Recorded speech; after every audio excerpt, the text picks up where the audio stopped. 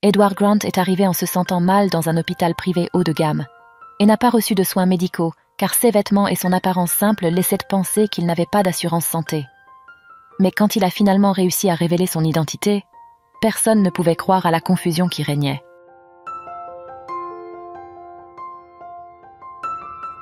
Un monsieur marqué par le temps et haletant s'arrêta sur le trottoir et observa l'imposante architecture d'un hôpital privé de l'autre côté de la rue. L'endroit était haut de gamme et quiconque passait par là imaginait que les soins à l'intérieur devaient être excellents. C'est ce que pensait également le monsieur. Ces vêtements étaient simples pour le quotidien et étaient sales et tachés de sueur, lui donnant l'apparence d'un travailleur manuel. Les mains sur la poitrine et à bout de souffle, l'homme âgé passa par la porte automatique de l'hôpital et arriva à la réception. L'endroit était sophistiqué et il n'y avait pas de file d'attente, contrairement aux autres hôpitaux de la ville. Il y avait de grands téléviseurs partout, des bancs confortables, des caméras de sécurité et de larges fenêtres laissant entrer la lumière naturelle, donnant une atmosphère à la fois réconfortante et moderne au lieu. Visiblement, les normes d'hygiène y étaient prises très au sérieux. À la réception se tenait une femme habillée en tenue de bureau, maintenant une posture impeccable. Toutes les personnes qui attendaient à la réception portaient des costumes ou des tenues de soirée. Il était le seul à détonner. Lorsque l'homme en vêtements ordinaires s'approcha péniblement de la réceptionniste, la femme bien habillée le regarda de haut en bas. En 3 secondes, elle jugea que ce monsieur ne pouvait pas être un client de l'hôpital. Elle pensa qu'il était encore un malade malchanceux à la recherche de dons de médicaments, mais espérait que ce n'était pas le cas, car cela dérangerait les autres clients. Mais malgré son essoufflement, le monsieur fut poli, souhaita le bonjour et vit que son nom était Clara. Pressant sa poitrine d'une main, il dit difficilement qu'il avait besoin de parler au directeur de l'hôpital. La réceptionniste leva les sourcils, surprise, et faillit éclater de rire. Le directeur clinique était l'homme le plus qualifié de toute l'unité et avait beaucoup à faire. Il ne s'occupait que de cas et de personnes très spéciales, et ce vieil homme n'en faisait certainement pas partie. Clara répondit alors, s'efforçant de paraître polie. « Monsieur, ceci n'est pas un hôpital public. Pour être pris en charge ici, j'ai besoin que vous me montriez votre carte d'assurance santé. Et je ne veux pas être indélicate, mais je vous préviens que tous les plans ne donnent pas accès à notre établissement, dit-elle de manière robotique. L'homme sortit son portefeuille de sa poche. C'était un portefeuille vieux et usé contenant quelques billets et quelques cartes. Un peu embarrassé et pris au dépourvu, l'homme ne trouva aucune carte. « Excusez-moi, mademoiselle, je ne savais pas que j'avais besoin de ces cartes pour parler au docteur. Mon nom est Edward et j'ai des douleurs à la poitrine. Pouvez-vous juste l'appeler ici ?» insista-t-il en tendant son document d'identité. Sans même regarder le document, Clara secoua la tête et dit qu'un plan de santé était nécessaire et que cette identification ne suffisait pas. « Je suis désolée, monsieur. Je ne vais pas déranger un médecin aussi important que Henry Davis de son bureau ou de son repos sans raison spéciale. » Alors Edward prit une profonde respiration plusieurs fois, se ressaisit et finalement réussit à parler de manière fluide. « Clara, c'est votre nom, n'est-ce pas ? Eh bien, j'ai eu une journée très inhabituelle aujourd'hui et je me suis sentie mal dans la rue. C'était difficile d'arriver ici. J'ai juste besoin de parler au médecin.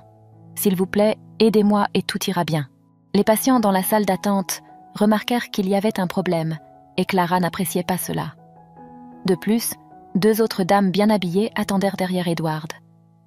Alors Clara décida d'être franche et directe avec le vieil homme avant que la situation ne dégénère. « Monsieur, il y a 2 hôpitaux publics dans la ville.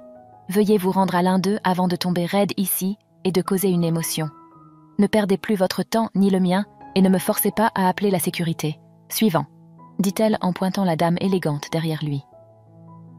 Edward écouta tout ce que Clara avait à dire et, à la fin, il se sentit ignoré par elle. Le vieillard parla alors plus fort, exigeant de parler au directeur clinique.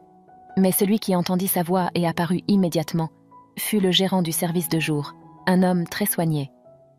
Il s'appelait Michael Johnson et avait été embauché il y a quelques semaines. « Que se passe-t-il ici, Clara ?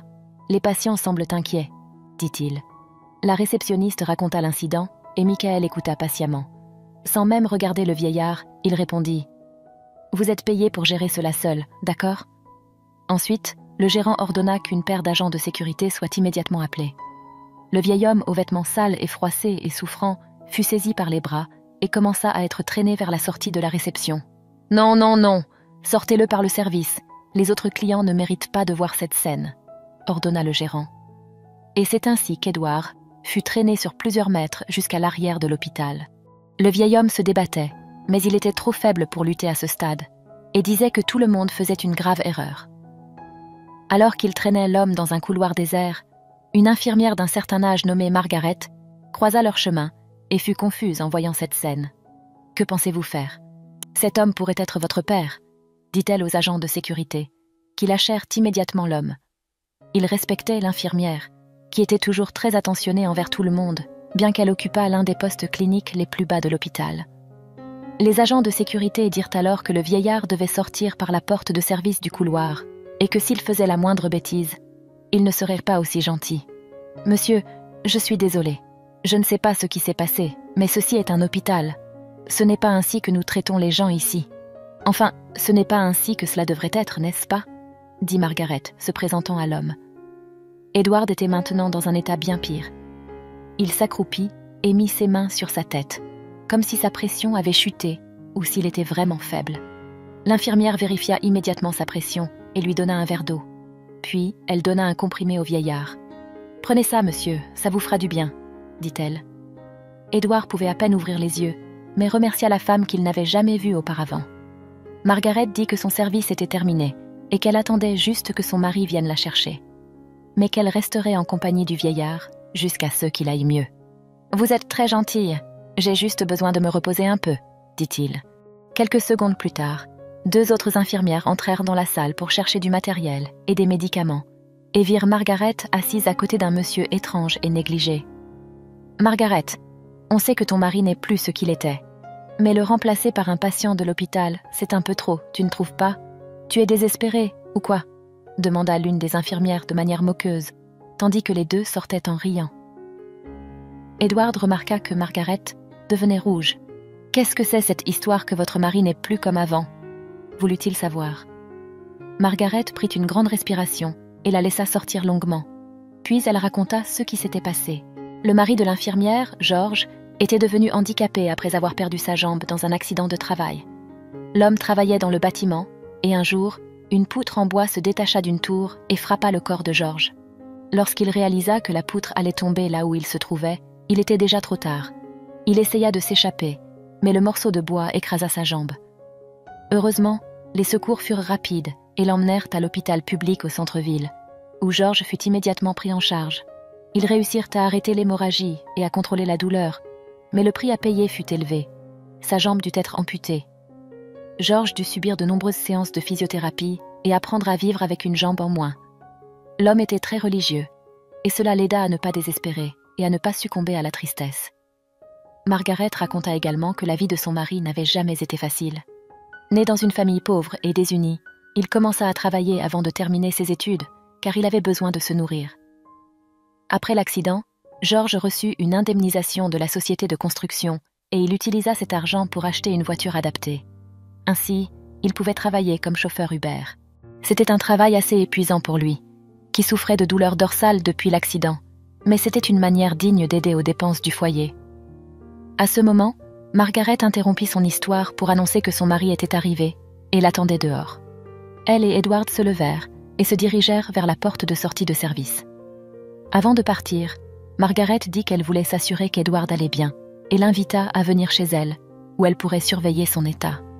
Si le vieil homme se sentait plus mal, son mari pourrait l'emmener dans un hôpital public. Edward ne s'attendait pas à cela, mais à ce stade, il ne pouvait de toute façon plus rencontrer le directeur de l'hôpital. De plus, il pensa que ce serait bien de mieux connaître ce couple et accepta donc l'invitation. Sur le chemin, le mari de Margaret se montra éloquent et enthousiaste à propos de la vie. Il racontait des blagues, commentait les nouvelles qu'il avait entendues à la radio et les histoires de ses passagers de la journée. Edward remarqua que pendant tout le trajet, l'homme ne se plaignit ni de la vie ni de quiconque. Il semblait être un homme résigné, essayant de continuer sa vie. Mais il se plaignit de son dos qui, selon lui, était la pire partie du réveil le matin et du lever du lit. Ils disent qu'il y a un traitement pour ces douleurs, mais je ne peux pas me permettre de payer pour un traitement maintenant. Peut-être plus tard, dit-il. La maison du couple était petite et modeste, mais chaleureuse car tous 2 étaient des personnes amusantes. Margaret vérifia à nouveau l'attention d'Edward, et elle s'était stabilisée. En fait, Edward se sentait beaucoup mieux. Le vieil homme adora le café que Margaret lui prépara et il rit beaucoup avec George. 2 heures plus tard, il réalisa qu'il avait réussi à se reposer et à beaucoup s'amuser. Après le coucher du soleil, George pensa qu'Edward n'avait nulle part où aller. Il l'invita donc à passer la nuit chez eux, sur le canapé-lit du salon, car il serait bon de le garder sous observation. Edward n'avait pas dormi chez quelqu'un d'autre depuis des années et fut surpris par l'invitation du couple. Ce fut une nuit calme et relaxante pour lui. Le lendemain matin, Edward prit une douche et George insista pour lui prêter des vêtements propres. Se sentant renouvelé, le vieil homme demanda à George de le ramener à l'hôpital privé. George ne comprit pas pourquoi il voulait y retourner, mais accepta, car il devait de toute façon emmener Margaret là-bas. À leur arrivée, Edward et l'infirmière entrèrent par l'arrière de l'hôpital.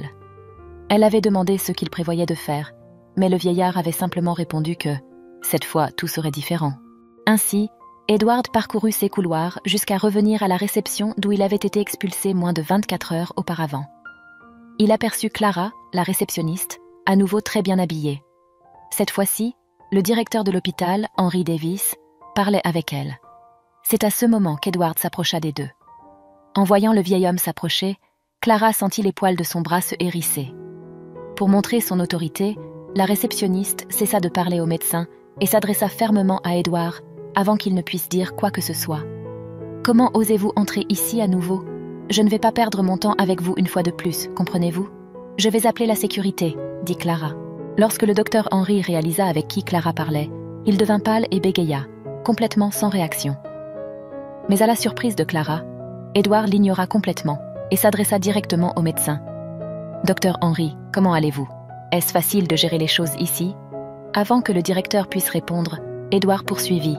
« J'aimerais savoir ce qu'il est advenu de notre devise sur le soin des personnes et la fourniture des premiers secours à quiconque en a besoin, en les transférant en ambulance vers d'autres hôpitaux si nécessaire. Il me semble que toute la formation que nous avons faite avant d'ouvrir cette nouvelle unité a été de l'argent jeté par les fenêtres. » Clara regarda le médecin avec des yeux écarquillés, pensant que ses oreilles devaient lui jouer des tours. Ce monsieur était-il vraiment celui qu'elle pensait ? Edward continua. « Docteur Henry, j'avais envisagé de vous inviter à être mon associé. Mais hier, je suis venue ici parce que je me sentais mal dans la rue. Mon hôpital est beau de l'extérieur, mais à l'intérieur, il semble être rempli de personnes corrompues. » Le directeur ne savait pas où se mettre. Il lança un regard noir à Clara et tenta de calmer Edward. La réceptionniste, quant à elle, venait seulement de réaliser que ce monsieur était en fait le propriétaire de l'hôpital et ne l'avait pas reconnu à cause de son apparence. Edward expliqua alors que la veille, il s'était retrouvé sans voiture à cause d'un léger accident de la route. Il avait tenté de bricoler la partie mécanique pour la faire redémarrer. Mais tout, ce qu'il avait réussi à faire, c'était se salir, et la voiture avait dû être remorquée par l'assurance. Comme il se trouvait dans le quartier de l'hôpital, il avait décidé de s'y rendre à pied pour vérifier le mal de tête qu'il avait commencé à ressentir après l'accident. Le problème, c'est que son téléphone portable était resté dans la voiture remorquée et le trajet s'était avéré bien plus pénible qu'il ne l'avait prévu. Ce qui avait commencé comme un simple mal de tête s'était transformé en un malaise général, avec une pression dans la poitrine et un essoufflement. Mais tout cela n'avait plus d'importance, car ce qu'il espérait en entrant dans l'hôpital, c'était au moins d'être bien traité, ce qui n'avait pas été le cas. Je sais que c'est un hôpital privé et que peu de gens peuvent payer pour ce que nous offrons. Je le sais parce que j'ai construit tout cela à partir de rien, dit Edward à la réceptionniste et à son directeur clinique. J'ai tenté de m'identifier et j'ai été humilié simplement à cause de mes vêtements sales. Je n'ai pas construit une institution de santé pour juger les gens sur leur apparence ou les marques qu'ils portent. Ensuite, Edward déclara qu'il n'inviterait plus le docteur Henry Davis à être son associé. Il dit aussi qu'il ne pouvait pas garantir que la réceptionniste et les agents de sécurité garderaient leur poste. Il fit immédiatement appeler l'infirmière Margaret, qui devint pâle en découvrant que ce monsieur qui avait dormi sur le canapé-lit de sa maison était un millionnaire, propriétaire de l'hôpital où elle travaillait. Edward annonça qu'une nouvelle gestion était en train d'être mise en place pour superviser l'accueil des clients, et que Margaret, si elle le souhaitait, serait formée pour devenir cette nouvelle gestionnaire. « Votre salaire sera triplé, Margaret. Tout ce désordre a servi à cela. J'ai maintenant trouvé une personne en qui je peux avoir confiance. » Clara s'excusa et implora de ne pas être renvoyée. Elle dit qu'elle ne se comporterait plus jamais de cette manière et qu'elle était honteuse d'elle-même. Edward réfléchit un instant et dit qu'elle pouvait rester dans l'entreprise, mais devrait passer 2 mois à l'arrière de l'hôpital, à suivre la zone de chargement et de déchargement. Si elle n'avait pas la compétence pour gérer l'entrée et la sortie des personnes, alors qu'elle surveille l'entrée et la sortie des produits de nettoyage, des équipements et des déchets hospitaliers. Là, elle n'aurait pas besoin de bijoux ou de vêtements de marque. Clara se leva et dit qu'elle ne ferait jamais cela, même temporairement. « Excusez-moi, monsieur, mais je n'accepterai pas cette humiliation. Je vaux bien plus que cela. Je ne resterai pas à l'arrière juste parce que le propriétaire de l'entreprise veut punir quelqu'un, » répondit-elle, un peu agitée et également rancunière. Edward saisit alors les mains de l'employé et dit d'une voix sereine : « Vous voulez dire que travailler à l'arrière est une humiliation ? Pensez-vous que les personnes qui y travaillent aujourd'hui ne sont pas à votre niveau ? La vraie punition, c'est de devoir supporter votre arrogance. Eh bien, ma chère, à partir d'aujourd'hui, vous êtes à la porte, » conclut Edward. 3 jours plus tard, une femme en tailleur frappa à la porte de la maison de Margaret et George. C'était une avocate qui s'occupait des intérêts de Monsieur Edward. Margaret était inquiète, mais l'avocate la rassura. Il s'avère que les choses allaient également s'améliorer pour George. L'avocate annonça que le mari de Margaret allait bientôt recevoir une nouvelle jambe mécanique, fabriquée avec une technologie de pointe développée en Islande, lui offrant ainsi la chance d'une nouvelle vie. De plus, Monsieur Edward allait prendre en charge dans son hôpital tout le traitement des douleurs chroniques de George. Le couple était stupéfait de tout cela. Ils étaient heureux, mais considéraient aussi que c'était beaucoup pour un couple qui n'avait rien fait d'extraordinaire pour ce vieil homme. L'avocate répondit alors que le monde était devenu un endroit étrange et gris, avec des gens mesquins et arrogants. Un acte de générosité comme celui que Margaret et George avaient montré, sans rien attendre en retour, était rare. Monsieur Edward veut juste rendre un peu de la gentillesse que vous lui avez offerte. Un rappel pour toute la vie que la bonté et la solidarité valent encore la peine. Si vous avez aimé l'histoire, laissez un j'aime, et cette autre vidéo qui apparaît à l'écran va probablement vous émouvoir également.